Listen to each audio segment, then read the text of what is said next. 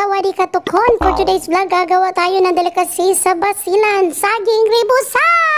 Kung saan sana tayo pumunta sa buong Pilipinas pero never talaga ako nakakain ng saging ribusaw. At pumunta na din ako sa ibang bansa, especially dito sa Thailand, wala din. Kaya napag-isipan ko na gumawa.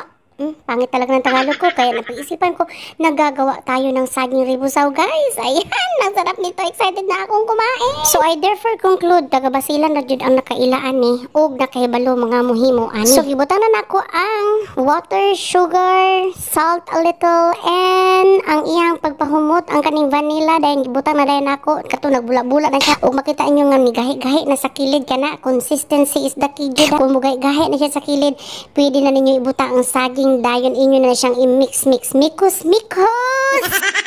At ito na, inahon na naman at nilagay na namin sa tamang logarithm para kainin na namin ang itong banananism. O, ayan, tinikman ko at ang sarap talaga at pinatikim ko din si ate. At ang sabi niya, masarap. Okay, hanggang sa muli.